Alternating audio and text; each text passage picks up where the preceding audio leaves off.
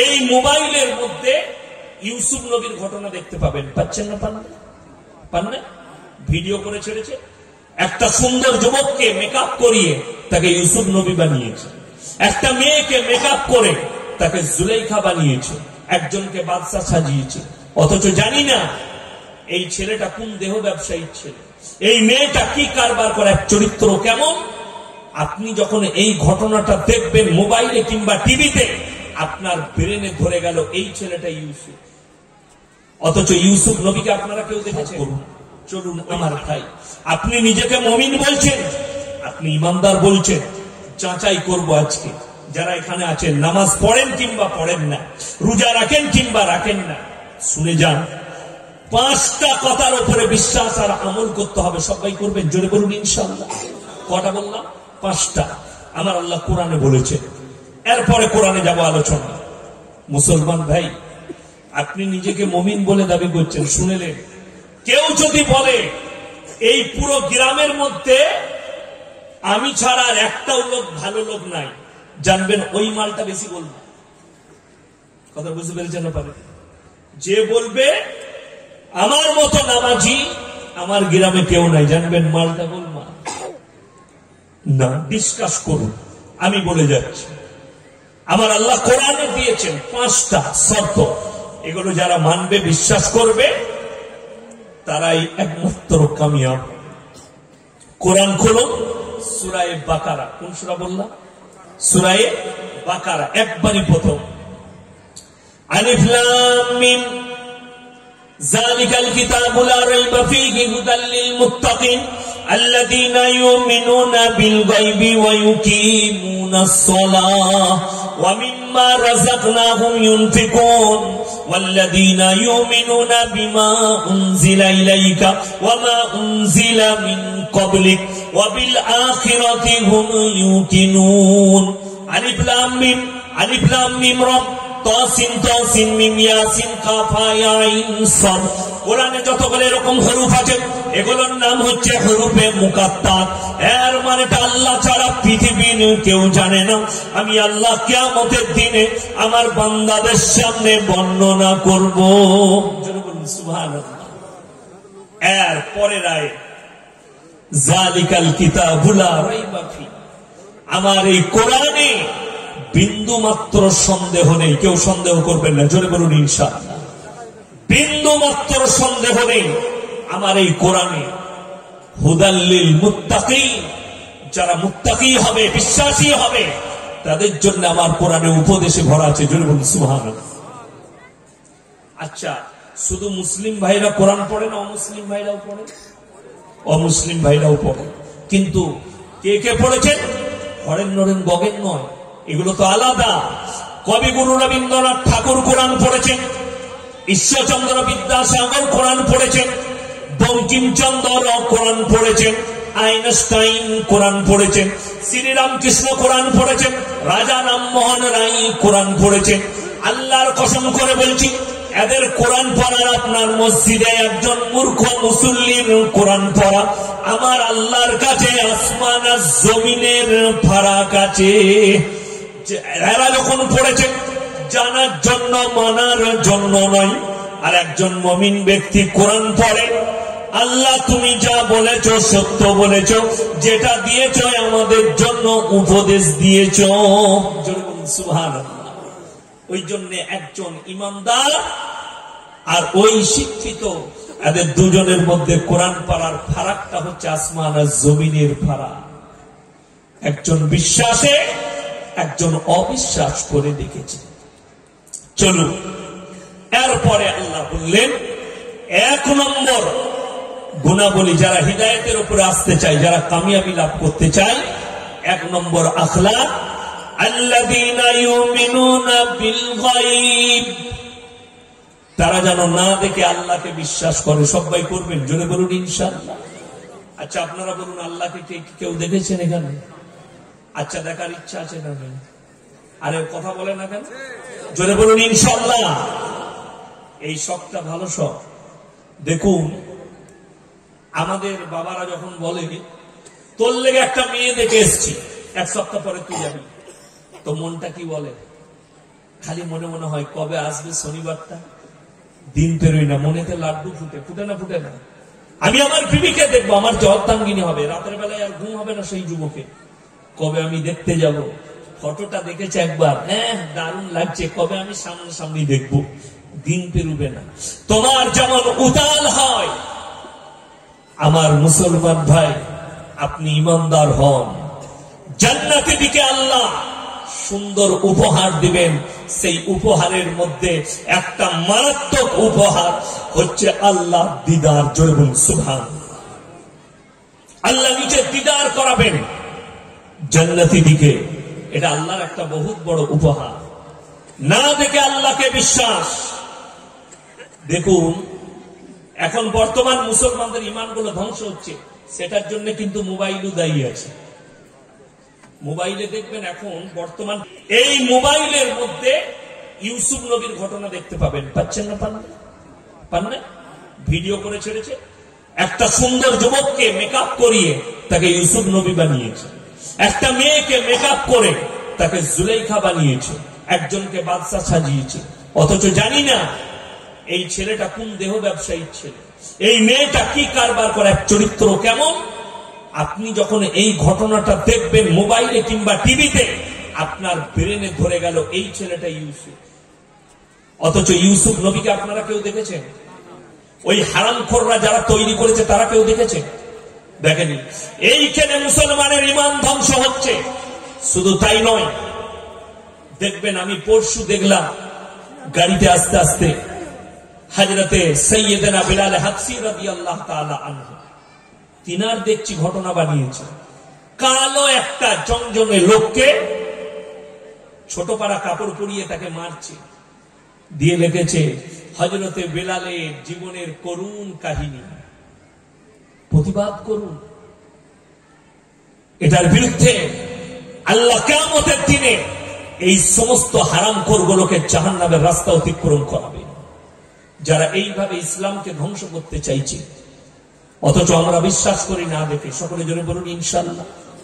আমরা রাসূল সাল্লাল্লাহু আলাইহি সাল্লামকে আমরা দেখিনি, কিন্তু নিজের প্রাণের থেকেও বেশি মহব্বত করি না। তার নমুনা পাওয়া গেছে। নূপুর শর্মা বলে একটা নোংরা মেয়ে কুরুচিকর মন্তব্য করেছিল আল্লাহর হাবিব সাল্লাল্লাহু আলাইহি সাল্লামের জন্য, ঠিক কিনা কথা বলে? তো তার বিরুদ্ধে গোটা পৃথিবী গর্জে উঠেছিল না উঠেনি? এই জায়গাটাই বোঝা দরকার। মুসলমানরা নবীজিকে দেখেনি, বর্তমান যুগের কোন মুসলমান। আমাদের দিলেতে যদি এত মহব্বত থাকে, দেখলে মানুষ প্রাণ দিতেও দাঁড়িয়ে যেত, ঠিক কিনা কথা বলে? এখনই অনেক আশিকে রাসূল আছে যারা ইসলামের জন্য প্রাণ দিতে রাজি আছে এবং দিচ্ছেও। আজকে যাদের চিন্তাধারা আছে, এই সময়ে ইসলামের কি হবে, মুসলমানের কি হবে, তাদেরকে অনুরোধ করে বলছি, আমার ভাইজান ভয় খাবেন না। নবীজি সাল্লাল্লাহু আলাইহি সাল্লামের হাদিস, গোটা পৃথিবীতে একদিন ইসলাম প্রতিষ্ঠিত হবে। জোরে বলুন সুবহানাল্লাহ। ইসলাম প্রতিষ্ঠিত হবে। লাল সাগরে হুতি বিদ্রোহী, ইয়ামানের যারা হুতি বিদ্রোহী আছে, তারা অ্যাটাক শুরু করে দিয়েছে আমেরিকার উপর। কষ্ট লাগে, আমেরিকার পতন শুরু হয়ে গেছে, চিন্তা নেই। আজকে মুসলমানের নাম টেররিস্ট যে রেখেছে, তার নাম হচ্ছে আমেরিকা। আজকে একটা মুসলমানকে আতঙ্কবাদী নামটা যে দিয়েছে, তার নাম হচ্ছে আমেরিকা। বড় কষ্ট লাগে। আল আকসা মসজিদ ইনশাআল্লাহ একদিন ইসলামের ঝান্ডা গেড়ে যাবে। জোরে বলুন সুবহানাল্লাহ। খালি অপেক্ষা। আমাকে কালকে একজন প্রশ্ন করেছে জলসায়, হুজুর রাম মন্দির উদ্বোধন হবে, 22 তারিখে দেশের প্রধানমন্ত্রীজি তিনি উদ্বোধন করবেন, আমাদের তো মসজিদটা চলে গেল। আমি বললাম, শোনো, এত দুঃখ নেই, তুমি কাঁদছো বাবরি মসজিদের জন্য, আর তোমার মসজিদ কাঁদছে তোমার জন্য, তুমি তোমার গ্রামের মসজিদে নামাজ পড়তে যাও না। হে আমার ভাই, ঠিক কিনা কথা বুঝতে পেরেছি? ফেসবুকে অনেকজন ব্যথা দেখাচ্ছে, আর আমি বলেছি আল্লাহর যদি কৃপা থাকে, আল্লাহর ইচ্ছা যদি থাকে, একদিন না একদিন বাবার हम तेरे मस्जिद में फिर से आजा देंगे। जोरे बोलून इंशाअल्लाह। আল্লাহর যদি ইচ্ছা থাকে। বাবার हम तेरे मस्जिद में फिर से आजाद देंगे। যারা আমার মুসলমান ভাই, যারা মনে করছেন আরে মৌলবি সাহেবরা ভারতের মুসলমান, আপনারা কেন আল আকসা নিয়ে মাথা ঘামাচ্ছেন, তোমার ইমানটা ধ্বংস হয়ে যাবে। কোরআনের আয়াত যতদিন বাকি আছে মুসলমানের রক্তের সঙ্গে আল আকসা জুড়ে ততদিন থাকবে। জোরে বলুন সুবহানাল্লাহ। এত সহজ নয়। আমাদের নবী সাল্লাল্লাহু আলাইহি সাল্লামকে ইমামুল আম্বিয়া বলা হয়, হয় না? হয় না? ইমামুল আম্বিয়ার অর্থ তিনি হচ্ছেন নবীদের ইমাম, সমস্ত নবীর ইমাম। আচ্ছা আপনারা বলুন, আল্লাহর হাবিব যখন দুনিয়ায় ছিল কোন নবী আর বেঁচে ছিলেন? দুনিয়াতে ছিলেন? কেউ থাকেননি, সব দুনিয়া ছেড়ে দিয়েছে। তাহলে ইমামুল আম্বিয়া কি করে হলেন আর কখন হলেন? কখন নবীর পেছনে তারা নামাজ পড়েছে? এটার জন্যই কোরআন। সুবহানাল্লাযী আসরা বিআবদিহি লাইলাম মিনাল মাসজিদিল হারাম ইলাল মাসজিদিল আকসাল্লাযী বারাকনা হাওলাহু লিনুরিয়াহু মিন আয়াতিনা ইন্নাহু হুয়াস সামিউল বাসীর। আল্লাহর হাবিবকে বেতন থেকে তুলে মসজিদে হারাম কে নিয়ে গেলেন? জিবরিল আমিন। মসজিদে হারাম থেকে মসজিদে আকসা, রওয়ায়েতে আছে, ব্যাখ্যাকারীরা লিখেছেন, তাফসীরকাররা, এই মসজিদে আকসায় এসে নবীজি সাল্লাল্লাহু আলাইহি সাল্লাম 2 রাকাত নামাজের ইমামতি করলেন এবং পৃথিবীর সমস্ত নবী পয়গম্বররা নবীজির পেছনে নামাজ আদায় করলেন। জোরে বলুন না সুবহানাল্লাহ। নবীজি হলেন ইমামুল আম্বিয়া। ওই জন্যে সবাই নিয়ত করুন, আমরা না দেখে আল্লাহকে বিশ্বাস করবো। জোরে বলুন ইনশাআল্লাহ। এরপরে দ্বিতীয় নম্বর, ওয়ায়ুকিমুনাস সালাহ, এবং তারা যেন পাঞ্জে গানা নামাজ আদায় করে। হাত তুলে বলুন তো কে কে 5 ওয়াক্তের নামাজ পড়বেন? জোরে বলুন ইনশাআল্লাহ। এই সকলে জোরে বলুন ইনশাআল্লাহ। 5 ওয়াক্তের নামাজ পড়ুন। আবার নবীজি সাল্লাল্লাহু আলাইহি সাল্লামের হাদিস, যার নামাজ নেই তার ইসলাম নেই। আপনি নিজেকে মুসলমান বলে দাবি করছেন আর নামাজ পড়বেন না মানে? 5 ওয়াক্তের নামাজই হবেন না মানে? আপনি নিজেকে মুসলমান বলে দাবি করছেন। নবীজি সাল্লাল্লাহু আলাইহি সাল্লাম বললেন, যার মধ্যে নামাজ নাই তার মধ্যে ইসলাম নেই। যাদের মনে মনে হচ্ছে জীবনে অনেক পাপ করেছি, আল্লাহকে ক্ষমা করবেন, হুজুর নামাজ তো পড়তে চাই, মনে হয় মসজিদে যায়, জীবনে যা পাপ করে ফেলেছি এই পাপকে আল্লাহ ক্ষমা করবেন, তাদের কোরআন জানা নাই। ওই জন্য উলামাদের পাশে বসুন। কোরআনে আছে সূরা ফুরকান, ইল্লা মান তাবা ওয়া আমানা ওয়া আমিলা আমালান সালিহান ফাউলাইকা ইউবাদদিলুল্লাহু সাইয়্যাতিহিম হাসানাত ওয়া কানা আল্লাহু গফুরার রহিমা। যারা তওবা করার মতো তওবা করবে, যারা ইস্তেগফারের মতো ইস্তেগফার করবে, আমি আল্লাহ রাব্বুল আলামিন পাহাড়ের মতো পাপগুলো নেকি দ্বারা বদলে দেবো। জোরে বলুন সুবহানাল্লাহ। আপনি যদি সমুদ্রে পানির ফেনার মতো পাপ করেন, আল্লাহ অতগুলোই নেকি দান করবেন ক্ষমা দিয়ে। এটা আমার আল্লাহর ওয়াদা। জোরে বলুন সুবহানাল্লাহ। আপনি নামাজ পড়বেন, নামাজ পড়লে কি লাভ? আমাদের দেশের অনেক লোক আমাদেরকে অভিযোগ করে, হুজুর নামাজ কি করে পড়বো? আমার গ্রামের লোক চুরিও করে নামাজ পড়ে, আমার গ্রামের লোক জিনা করে নামাজ পড়ে, আমার গ্রামের লোক সুদ খায় নামাজ পড়ে। জেনে নেন, কলম থেকে তা নোট করুন, নামাজি কখনো চোর লয়, চোর নামাজি সেজে যায়। নামাজি কখনো জিনাখোর নয়, জিনাকারী নামাজি সেজে যায়। খুব ভালো করে বুঝবেন, নামাজি কখনো সুদখোর নয়, সুদখোর নিজের পাপ ঢাকার জন্য মসজিদে গিয়ে নামাজ আদায় করে। তা না হলে কেউ যদি দিল থেকে নামাজ পড়ে, কোরআন বলছে ইন্নাস সালাতা তানহা আনিল ফাহশাই ওয়াল মুনকার। নিশ্চয় নামাজ এমন একটা ইবাদত, মানুষ যখন নামাজ পড়ে, নামাজ তাদেরকে আস্তে আস্তে খারাপ কাজ থেকে সরিয়ে ভালো কাজের দিকে নিয়ে যায়। জোরে বলুন সুবহানাল্লাহ। আপনি বিপদ থেকে বেঁচে যাবেন। যাদের মনে হচ্ছে পাপ মুক্ত জীবন গড়তে পারছি না, আমার মুসলমান ভাই, পাপ মুক্ত জীবন গড়ে দিতে পারবেন কখন? 40 দিন টানা তাহাজ্জুদের নামাজ পড়ে আল্লাহর কাছে কাঁদুন নিরালায়। আল্লাহ পাপ মুক্ত জীবন গড়ে দাও। আমার নবী বিশ্ব নবী বললেন, ফাইন্নাহু ইয়ারাক, তোমরা নামাজে দাঁড়ালে মনে মনে ভাববে আমি আল্লাহকে দেখতে পাই বা না পাই, আমার আল্লাহ আমাকে অবশ্যই দেখছেন।